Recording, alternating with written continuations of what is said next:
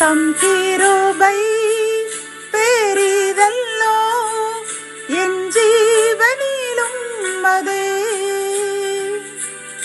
இம்மட்டும் காத்ததுவே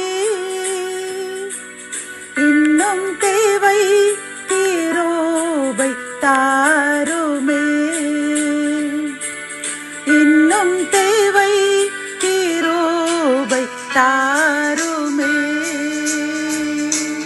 ஆண்டவரும் உலக இரட்சகருமாகிய இயேசு கிறிஸ்துவின் ஈடு இணையற்ற நாமத்தில் சேனைகளின் கர்த்தர் ஊழியத்தின் மூலம் 17/11/2025 இந்த நாள் உங்களுக்கும் உங்கள் சந்ததிகளுக்கும் சந்தோஷத்தின் நாளாக அமையற்றும் என்று மனதார வாழ்த்துகின்றேன். இன்று நாம் அறியவிருக்கும் கிருபையின் வார்த்தைகள் 1 யோவான் 2:15 உலகத்திலும் உலகத்தில் உள்ளவைகளிலும் அன்பு கூறாதிருங்கள்.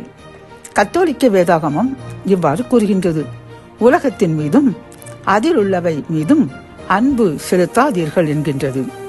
இந்த செய்தியை கேட்டுக்கொண்டிருக்கின்ற என் அன்பு சகோதரனே சகோதரியே, கர்த்தர் நம்மை பார்த்து கூறுகின்றார், என் அன்பு பிள்ளைகளே, நீங்கள் உலகத்தில் உள்ளவர்கள் அல்ல, நீங்கள் என்னுடையவர்கள். ஆகவே நீங்கள் உலகத்தில் உள்ள மனிதர்களைப் போன்று உலகத்தை அதில் உள்ள ஆசைகள் இச்சைகளை நேசிக்காமல் என்னைத்தான் நேசிக்க வேண்டும் என்று நம்மிடம் அன்பாக கேட்கின்றார். பிரியமானவர்களே, உலகத்தில் ஒரு தாய் தந்தையாகிய நாம் நம் பிள்ளைகள் நமக்கு கீழ்ப்படிய வேண்டும், நாம் சொல்லிய வார்த்தைகளுக்கு அவர்கள் அதன்படி நடக்க வேண்டும் என்று எதிர்பார்க்கின்றோம் அல்லவா?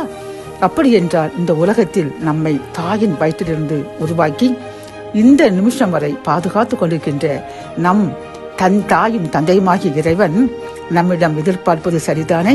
ஆகவே இந்த செய்தியை கேட்டுக்கொண்டிருக்கின்ற நாம் இன்றிலிருந்து உலகத்தில் உள்ள மனிதர்களைப் போன்று வாழாமல் இறைவனை முன்னிறுத்தி அதிகாலை எழுந்து ஜெபித்து என்ன செயல் செய்தாலும் அதில் இறைவனை முன்னால் வைத்து அவருடைய ஆலோசனையை கேட்டு அதன்படி நடப்போம். ஆசீர்வாதத்தை அளவில்லாமல் பெற்றுக்கொள்வோம். என் அன்பு தகப்பனை, இந்த கிருபையின் வார்த்தைகள் மூலமாக நாங்கள் உலகத்தில் உள்ளவர்கள் அல்ல, உம்முடையவர்கள். ஆகவே உம்முடைய விருப்பத்தின்படி வாழ வேண்டும், உலகத்தில் உள்ள மனிதர்களைப் போல வாழக்கூடாது என்று கூறிய கிருபையின் வார்த்தைக்காக நன்றியப்பா. என்னுடன் சேர்ந்து யார் யாரெல்லாம் நாங்கள் உலகத்தில் உள்ள அன்பை ஆசைகளை விட்டுவிட்டு உம்மை நேசிப்போம் என்று உறுதியளிக்கின்றோம். எங்கள் உறுதியை ஏற்றுக்கொள்ளுங்க, ஆசீர்வதியுங்க. மீட்பர் இயேசுவின் மூலம் ஜெபம் கேளும் நல்ல தகப்பனே, ஆமென்.